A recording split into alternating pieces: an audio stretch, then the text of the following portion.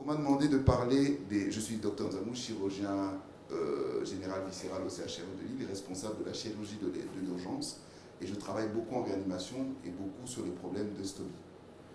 On m'a demandé de parler de stomie et chirurgie et conséquences et solutions.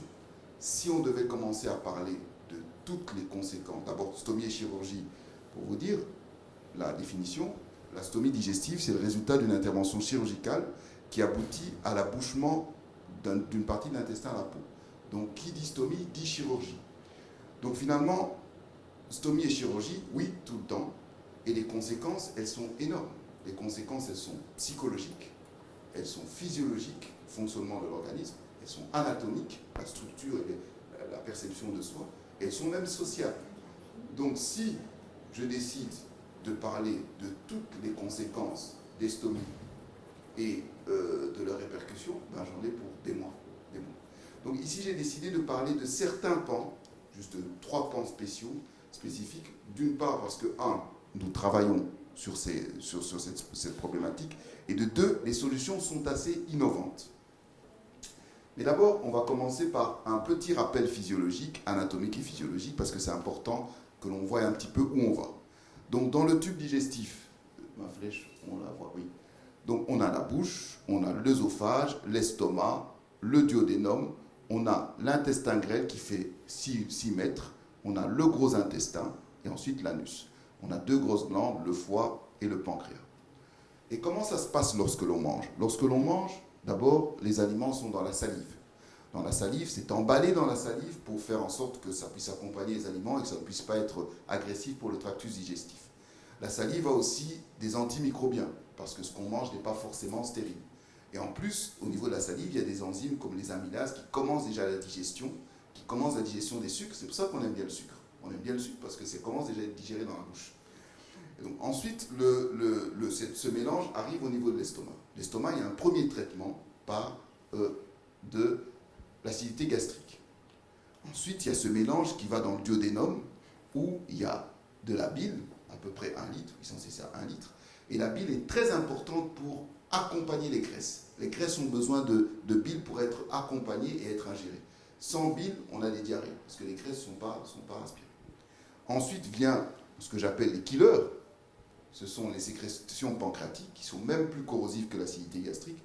Eux, ils viennent pour achever le travail. C'est-à-dire que les protéines vont être transformées en acides aminés. Les sucres vont être transformés en acide gastrique, en hydrate de carbone, et les graisses vont être transformées en acide gras cholestérol.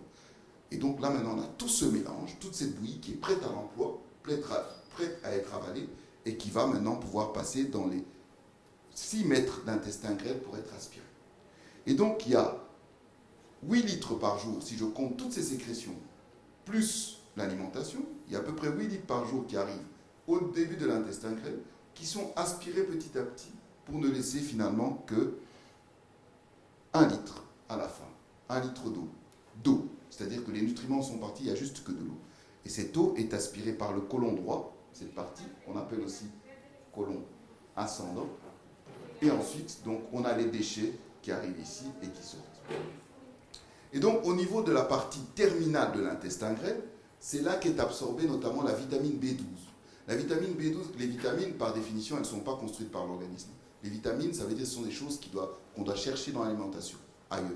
Et donc cette vitamine, la B12 que l'on prend dans l'alimentation, quand elle arrive dans l'estomac, elle est liée au facteur intrinsèque. Et le facteur intrinsèque, c'est comme une maîtresse qui prend un petit enfant, qui va accompagner la B12 jusqu'au niveau de la partie terminale. Donc la partie terminale de l'intestin absorbe la vitamine B12 et les sels biliaires. C'est-à-dire que quand on n'a pas l'estomac, on n'a pas la fameuse maîtresse qui accompagne la vitamine B12, on a besoin d'une supplémentation. Et quand on n'a pas la dernière anse, ça ne rentre pas parce que c'est par là que ça rentre. Donc, voilà. Alors, ceci a 2 conséquences importantes. 2 conséquences importantes, et ça j'insiste parce que même mes collègues n'ont pas tellement conscience de ça. Ce que je vous ai dit, ça veut dire que lorsque l'on mange quelque chose dans la bouche, toute cette phase, à partir d'ici, l'œsophage, l'estomac, le duodénum, n'est qu'une phase préparatoire. Rien n'est ingéré. Rien n'est ingéré. Il y a un peu d'acidité, un peu de bile et tout.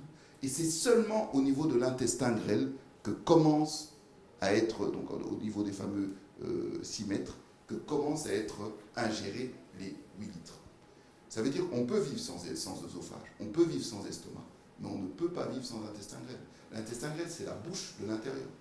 Donc, tant qu'on n'a pas d'intestin grêle, on ne peut pas ingérer tout ce qu'on a mangé. Et la deuxième conséquence importante, c'est que quand j'ai une stomie à ce niveau-là, c'est une iléostomie, et quand j'ai une stomie au niveau du côlon, c'est une colostomie. Alors, une iléostomie, c'est-à-dire une interruption de l'intestin au niveau du petit intestin, ça fait sortir les fameux 8 litres. Or, les fameux 8 litres, comme je vous l'ai expliqué, c'est l'alimentation dans tout ce qu'il y a de plus magnifique. C'est vertueux. Donc, les 8 litres qui passent là, qu'on considère parfois comme des sels, c'est vraiment la quintessence de l'alimentation.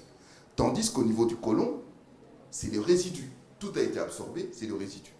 Ça veut dire que dans le monde, on jette des tonnes et des tonnes de cette nourriture quand on vide les poches des iléostomies, alors que c'est vraiment la nourriture par excellence. Si un jour je prends un morceau de steak, je viens montrer à l'intestin, voilà, prends, il est incapable de le prendre. Il faut passer par l'étape de la bouche, de tout le traitement. Tandis que le chyme qui sort, si je dis à l'intestin, ah bah tiens, il est sorti, tiens, je te le rends, il va directement le reprendre en disant merci beaucoup.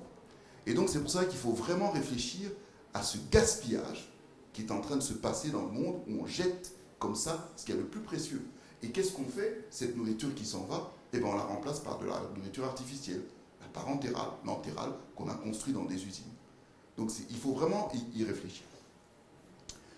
Alors, donc, dans les types de stomies, il y a les doubles stomies, les stomies latérales, stomies terminales. Je vais rapidement expliquer. Donc, la double stomie, c'est ici, je ressèque ce morceau d'intestin.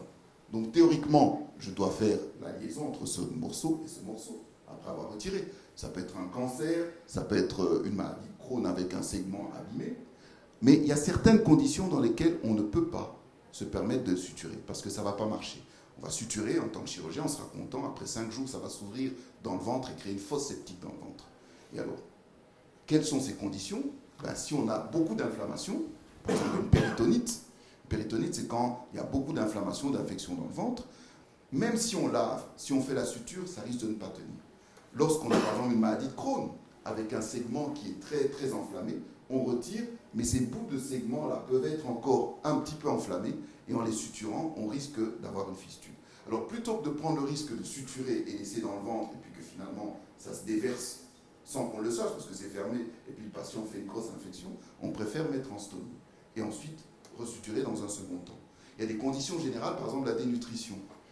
Pour les sutures au niveau de l'œsophage, on ne suture pas un œsophage tant que si le patient a perdu plus de 15% de son poids. Donc, imaginons qu'il y a un patient qui a un cancer de l'œsophage, il faut le retirer de l'œsophage. S'il a perdu 15% de son poids, on va d'abord le nourrir, d'abord faire en sorte qu'il retrouve du poids avant de l'opérer. Et puis il y a d'autres médications comme la chimiothérapie, les anti-TNF-alpha qu'on utilise dans les MICI par exemple, la corticothérapie qui ne vont pas avec la cicatrisation. Alors quand c'est comme ça, on met en stomie, bien sûr on enlève le segment malade, on traite le patient, et puis on fait un rétablissement de continuité 6 semaines plus tard. Là c'est un exemple, bon, ça c'est parce que je pensais qu'il y aurait des médecins dans la salle, hein, excusez-moi. Mais bon, ça c'est un morceau d'intestin qui est nécrosé, et donc théoriquement on devrait retirer ce morceau d'intestin et faire la suture comme ce que je vois à droite. Mais c'est un de nos patients, on ne pouvait pas, parce qu'il était trop dénutri, et en plus il était sous corticothérapie, donc on a opéré, on a mis en 2 poches. On a attendu 6 semaines, après on peut le rétablir dans des conditions meilleures. Alors on privilégiera les stomies en canon de fusil, c'est-à-dire qu'on met les 2 morceaux dans le même trou, pour pouvoir réopérer le patient en faisant un abord local. Vous comprenez que ce patient, si je dois le réopérer, je fais une ouverture du ventre, je vais aller chercher ce morceau, suturer les 2, fermer ce trou, c'est assez lourd pour le patient. Tandis que quand j'ai mis les 2 stomies de l'autre côté, je prends juste les 2 morceaux qui sortent, je les suture, je mets dans le ventre et je n'ai qu'un seul trou à fermer. Et c'est beaucoup plus simple pour le chirurgien et pour le patient. La stomie latérale, ça c'est un intestin que je prends et que je mets à la peau. Donc je ne l'ai pas suturé, je n'ai rien enlevé, je le mets à la peau. Et c'est pour protéger souvent une suture. Il y a des sutures que l'on sait fragiles, par exemple des sutures près de l'anus. On sait que ce sont des sutures fragiles.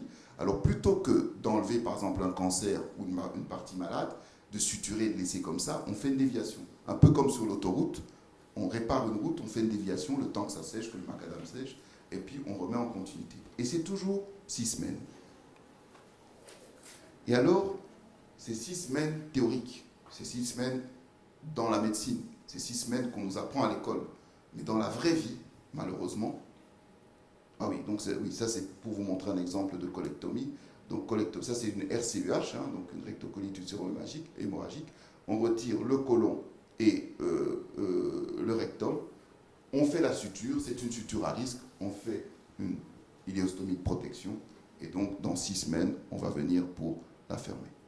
Donc je vous ai dit 6 semaines, c'est théorique, mais dans la vraie vie, malheureusement, c'est 9 mois à peu près, où on reste avec sa stomie avant d'être suturé, et 12 mois si on a de la chimiothérapie et radiothérapie. Donc ça, c'est des délais qui sont malheureusement, ce qu'on constate, qui ne sont pas la théorie. Il y a cette publication qui disait qu'il faut 109 jours, c'est ce qu'il faut, donc 109 jours, plus de 3 mois, pour pouvoir resuturer un patient qui a un cancer colorectal et qu'on a dérivé en attendant que la suture tienne. Donc 109 jours. Je peux vous poser une question? Oui. C'est basé sur des statistiques, c'est 109 jours parce que... Oui, en fait, c'est en voyant les statistiques et en sachant les types de chimiothérapie, de radiothérapie que doivent avoir ces patients qui ont ce cancer, donc le FOLFIRI, FOLFOX, donc toutes ces chimiothérapies, la radiothérapie, selon les schémas de radiothérapie, ils ont fait des statistiques, ils ont vu que pour être safe par rapport à la chimiothérapie et la radiothérapie, parce que je vous ai dit que la chimio faisait que la suture ne tient pas bien, 109 jours, c'est bien. Donc ici, c'est une revue où il y avait plus de 500 patients et on s'est rendu compte que tous ces patients ont été traités d'un cancer colorectal avec une stomie en intention d'être fermés. Et 26% n'ont jamais été fermés. Pourquoi? Parce qu'ils ont trop de comorbidités, on peut difficilement les endormir, ils ont beaucoup de pathologies associées. Il y a 5% qui refusent, et puis il y a d'autres, on ne sait pas.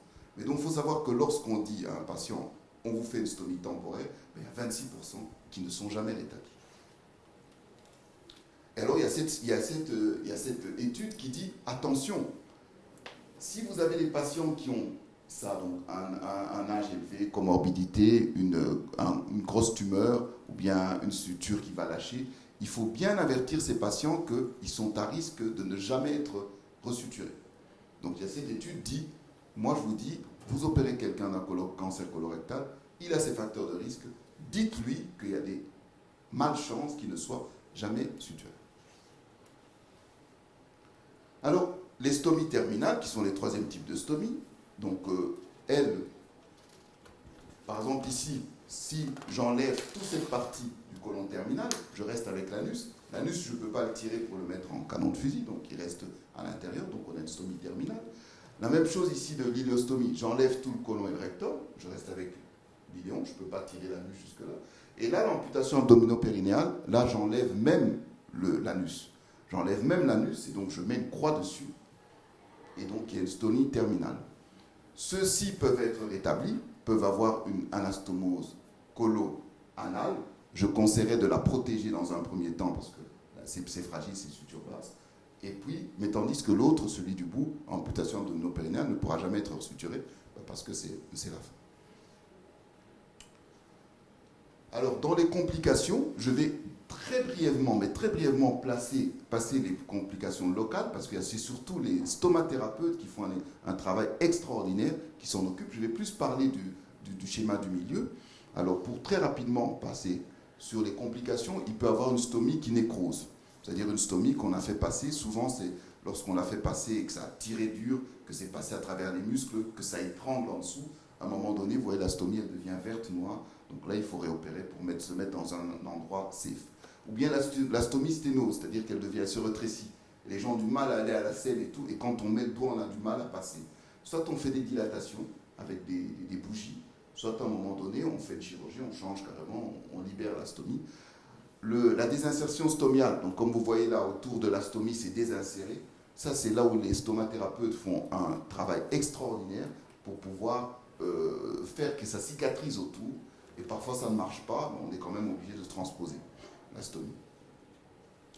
Si une stomie saigne, il faut cautériser. Je ne vais pas aller dans le détail.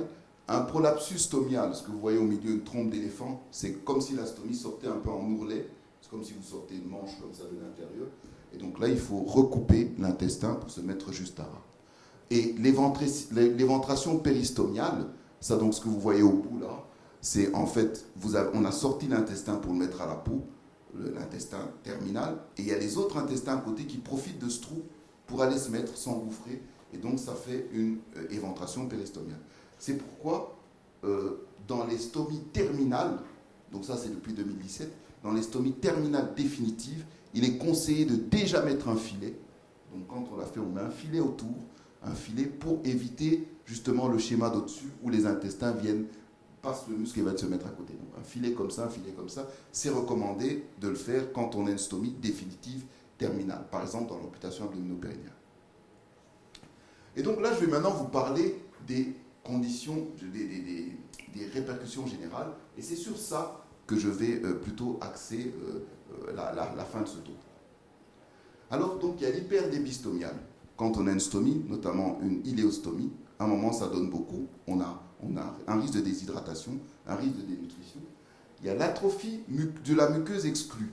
Ça, c'est quelque chose que les gens savent peu, mais vous savez, la muqueuse intestinale, il y a une flore intestinale, c'est comme un jardin. Il faut l'arroser. Et quand on a un intestin exclu, parce qu'on a fait une stomie d'amont, il y a l'autre morceau qui reste là, ben souvent il n'est pas arrosé, et donc il s'assèche.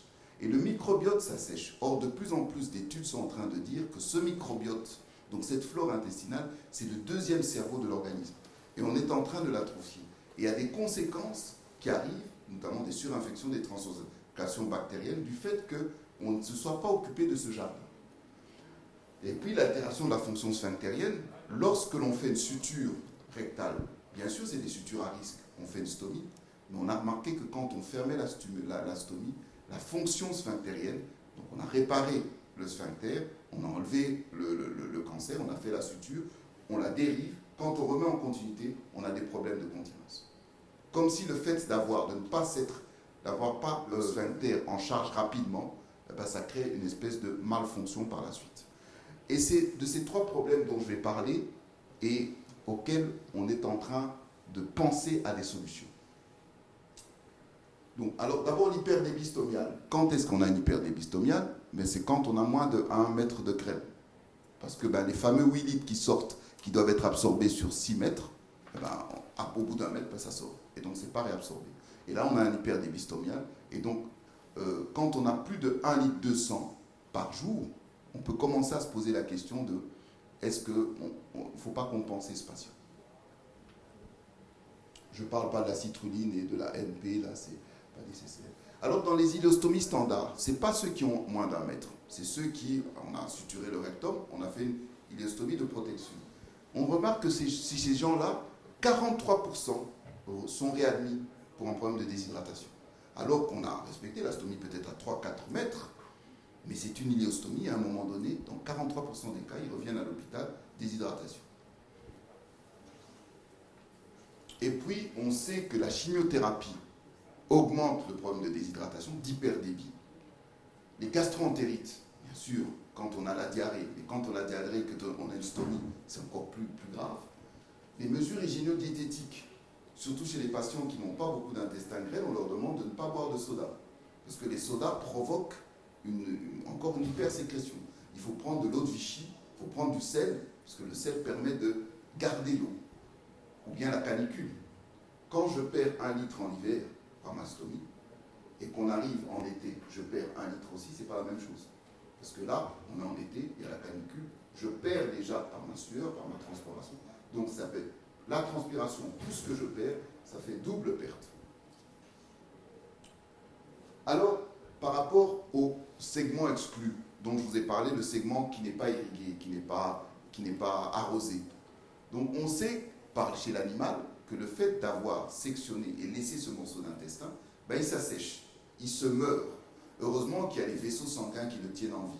Mais le jardin, parce que c'est une flore intestinale, il ne faut pas aller loin, le jardin, il n'est pas arrosé.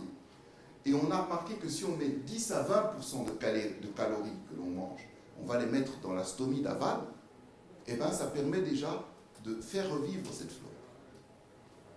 Et il y a des études qui ont été faites, notamment cette étude. Vous voyez, ça c'est une flore, une structure plus ou moins normale. Et ça c'est quand il y a plus, vous voyez, il n'y a plus ces ostracions. C'est un jardin qui n'est pas irrigué.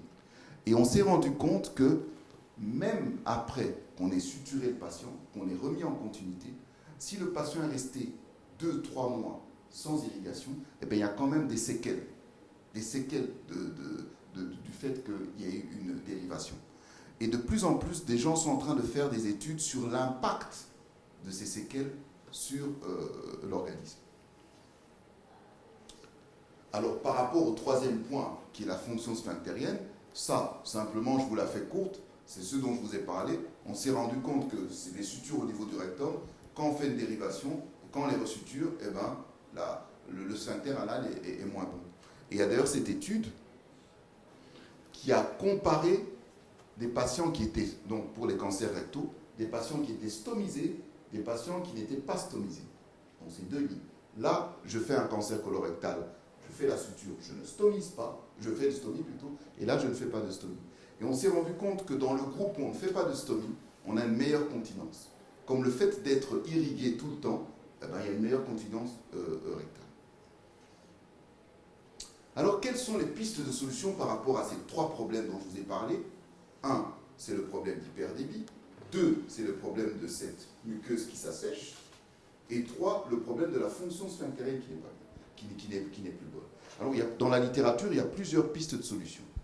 Il y a d'abord Abriqueta, un Espagnol, qui disait « ben moi, je vais prendre du physiologique et je vais arroser le segment d'aval, tout bêtement, avec une seringue, je vais arroser comme ça. Et je vais faire ça avant de rétablir le patient, 15 jours avant de resuturer le patient. Je fais ça. Et il a fait 2 groupes. Un groupe chez qui il faisait ça et un groupe chez qui il ne faisait pas ça. Et il s'est rendu compte qu'en faisant ça, eh ben, l'opération se passait mieux. Il y avait moins de complications, les gens prenaient plus vite leur transit et ils n'avaient pas de douleur abdominale. Parce qu'il faut savoir qu'il y a une différence de vitesse entre le segment d'amont et d'aval. Il y a une différence parce que le segment, c'est comme quand vous prenez une corde, vous faites comme ça, il y a une onde qui va jusqu'au bout. Et de l'autre côté, il n'y a pas cette onde, donc c'est ralenti. Donc quand on suture un TGV avec un train de campagne, on suture les deux, il y a une vitesse d'amont qui ne suit pas tout de suite en aval. Et cette espèce de conflit, ça crée des coliques. Tandis que quand on entraîne le segment d'aval avant, à une certaine vitesse, quand on met, eh ben, on a plutôt un TGV avec un TER, un truc meilleur.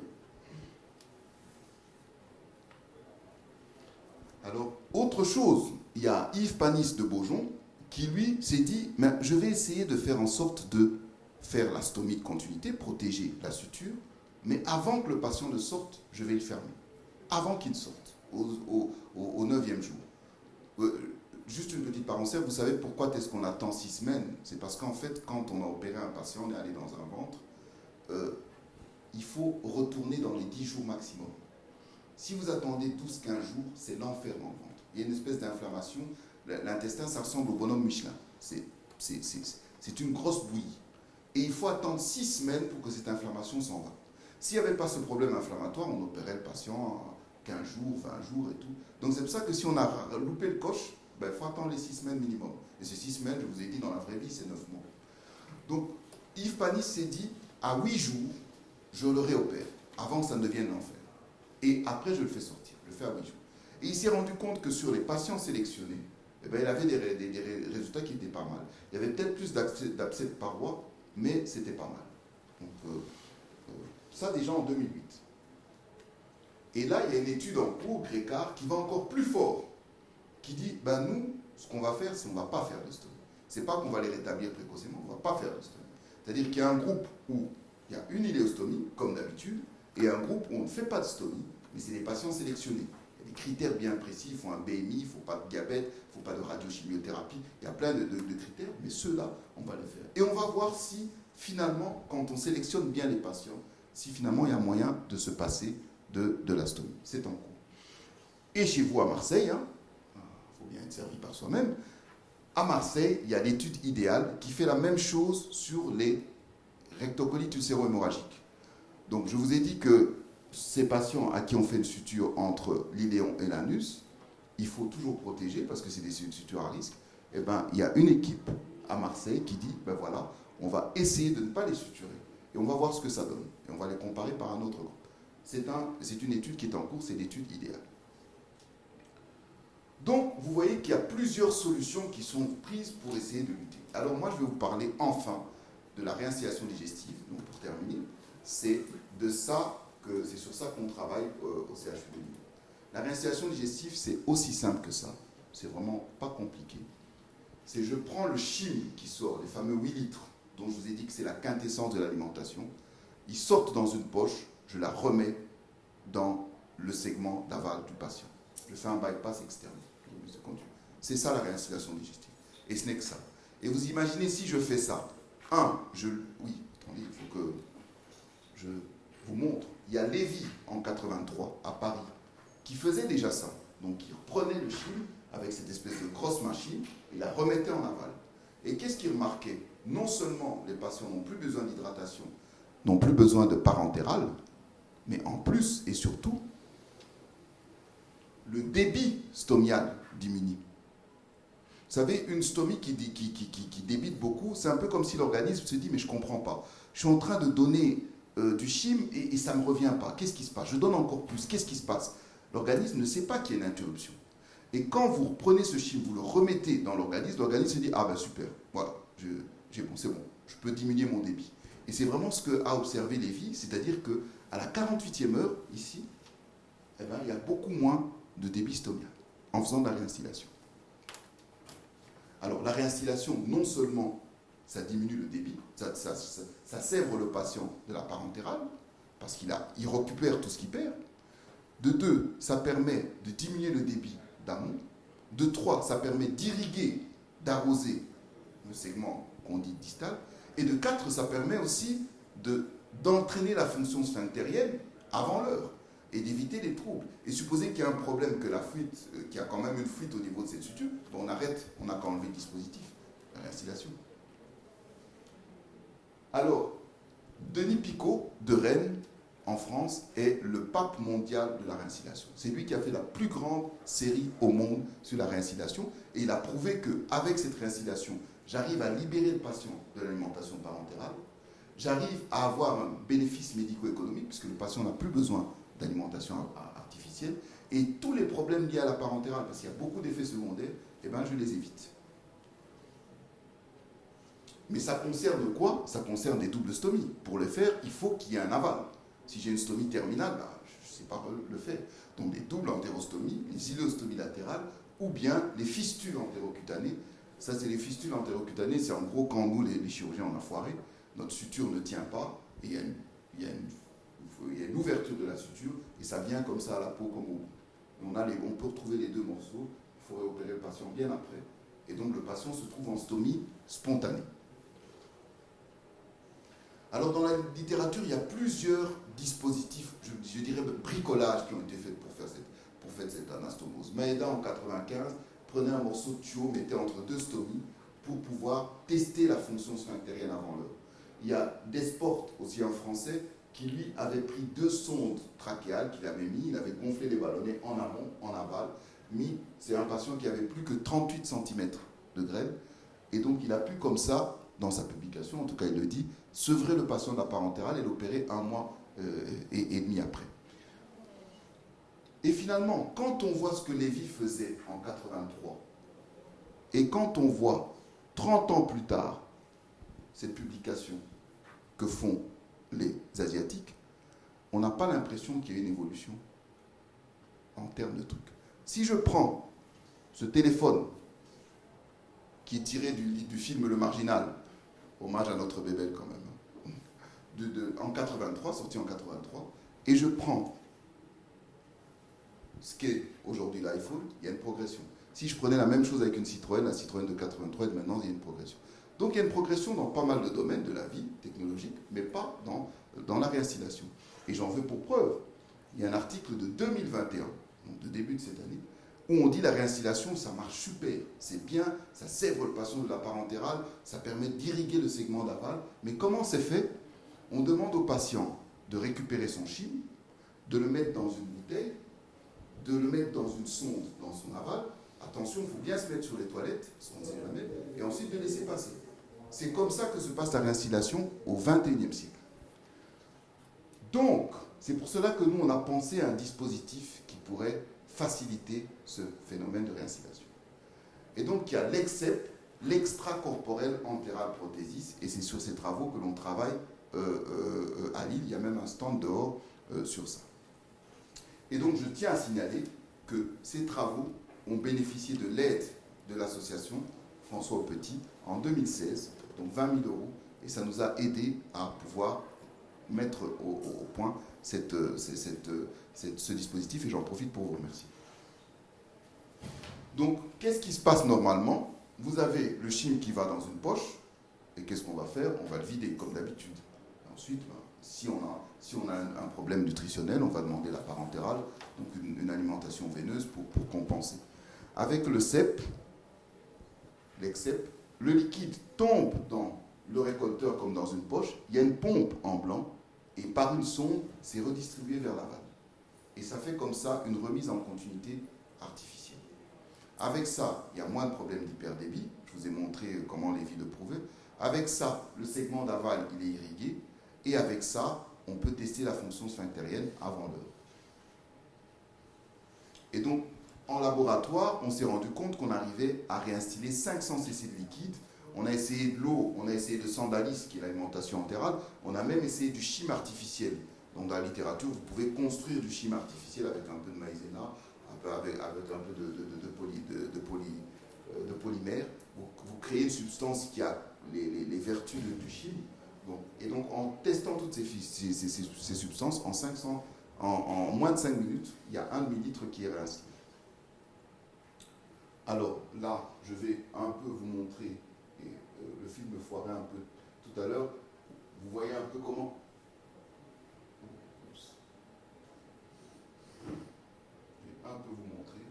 Donc en bleu se trouve le chyme, et en vert ici c'est l'anus. Et donc vous voyez comment le chyme est réinstillé vers la stomie d'aval et ressort au niveau de l'anus. Donc c'est pour faire le bypass entre les deux. Donc là j'avais un peu du mal avec ce film, mais si vous avez un peu compris, c'est essentiel. Et donc le but de cet appareil, c'est que ce soit portatif et que ce soit automatique, c'est-à-dire que ça détecte le fluide. C'est pas tout le temps que ça marche quand il y a du fluide, et le patient peut dormir, peut conduire, peut faire ses activités. Le chyme est réinstillé. On n'a pas besoin de devoir le prendre lui-même et de faire l'effort lui-même. C'est sur ça que nous travaillons. Donc il y a une étude animale qui va être faite en fin d'année, et puis il y a l'expérimentation chez l'homme. Vous savez, il y a beaucoup de réglementations, surtout pour du matériel innovant. Donc c'est sur ça que le labo de Lille travaille. Et donc la réinstillation dans les maladies de Crohn avec 2 stomies, ça a montré la même chose que ce qu'Abriqueta prouvait. Abriqueta le prouvait en mettant du physiologique en aval, mais là les Chinois l'ont montré en prenant de la réinstillation avant un rétablissement de Crohn. Eh bien c'est beaucoup mieux que si on n'a pas eu de réinstillation avant. Et Liu, dont je vous ai montré la publication qu'il faisait avec ce jeune homme-là assis sur les WC, eh bien, a montré la même chose. C'est-à-dire le fait de réinstiller, eh bien, ça permet d'améliorer la situation quand on suture le patient dernièrement. Et donc, la réinstillation, finalement, c'est bien pour sevrer le patient de la parentérale, mais pas que. Imaginez, ça élimine la colite de diversion. Il y a des patients, je vous ai dit qu'il y a 26% des patients qui ne sont pas rétablis parce qu'ils ont trop de comorbidité pour être réopérés. On peut leur faire de la réinstillation digestive. Les troubles électrolytiques, les patients qui sont déshydratés. L'évaluation du sphincter, on peut très bien évaluer le sphincter en faisant la réinstillation. Alors, j'ai parlé de 2 stomies du grêle, mais on peut avoir une stomie grêle et colique. Le côlon n'absorbe peut-être pas des nutriments, mais ça absorbe l'eau. Ça peut limiter la déshydratation. Dans les Crohn anorectaux, vous savez qu'il y a des maladies de Crohn avec un gros délabrement de l'anus, à tel point qu'on doit faire une stomie, on doit mettre des traitements médicaux. Et quand on met ces traitements, à la fin, on dit est-ce qu'on ferme la stomie? Est-ce que c'est bon? C'est pas. On peut très bien les réinstiller et tester avant de former la stomie.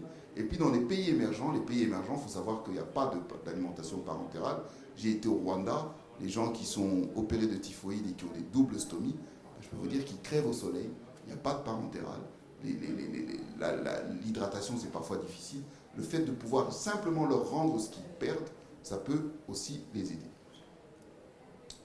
Donc, alors ça, c'est juste pour vous montrer que la Société européenne de nutrition, américaine de nutrition, française de nutrition, depuis 2017-2018, dit si vous avez quelqu'un qui a beaucoup un hyperdébistomial et qui a besoin d'une suppléance, mieux vaut privilégier la réinstillation digestive plutôt que l'alimentation parentérale. C'est écrit, on s'est rendu compte que vous avez cette nourriture qui sort du ventre, vous avez l'intestin qui est capable de l'absorber, utilisez-le plutôt que de faire de l'artificiel. Donc 2017-2018, c'est connu. Le tout, c'est d'avoir le moyen facile de le faire, que ce ne soit pas lourd pour le patient. Et donc je termine cette fois-ci, c'est l'avant-dernière diapo, c'est supposer que vous avez une iléostomie terminale. Parce que là, j'ai parlé des doubles stomies. Une iléostomie terminale qui donne beaucoup. Est-ce que cette personne n'est pas éligible? Parce que la réinstillation, c'est mettre de l'amont à l'aval. Comment est-ce qu'on peut aider ce patient? Alors là, je vais vous poser une question. Donc, ce sera à votre tour il n'y a pas de piège. Hein. Imaginons que vous avez un bus qui a 4 places.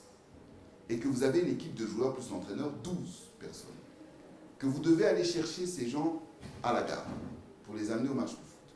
Mais votre bus n'a que 4 places. Qu'est-ce que vous faites pour ramener tout le monde au stade? Plusieurs voyages. Eh bien, c'est ça, exactement ça. Ici, on a 8 litres qui arrivent, sauf qu'on n'a que 1 mètre au lieu de 6 mètres. Donc, ce qui fait que l'intestin, il a bien la volonté de tout réabsorber, mais vous êtes trop, 8 litres. Il n'a que 1 mètre. Et donc, le temps qu'il veuille réabsorber tout le monde, il sort. Et donc, c'est pour ça que je dis, c'est perspective, c'est vraiment presque de la science-fiction, mais moi, j'y crois. C'est de faire de l'auto-réinstillation avec une sonde de jéjunostomie. On a le moyen, sauf que c'est qu'1 mètre au lieu de 6 mètres. Donc, ce qui sort, je vous ai expliqué que ça, le chyme, ce n'est pas des selles, c'est la quintessence de la nourriture. Au lieu de la jeter, mais de la redonner au patient. Parce que finalement, ce n'est pas parce qu'il n'a qu'1 mètre qu'il ne peut pas continuer à absorber. Et ça, bien sûr, ça doit encore faire l'effet de publication d'abord d'études animales et peut-être chez l'homme. Voilà, je vous remercie. Donc c'est tout ce que j'avais à vous dire aujourd'hui sur la première.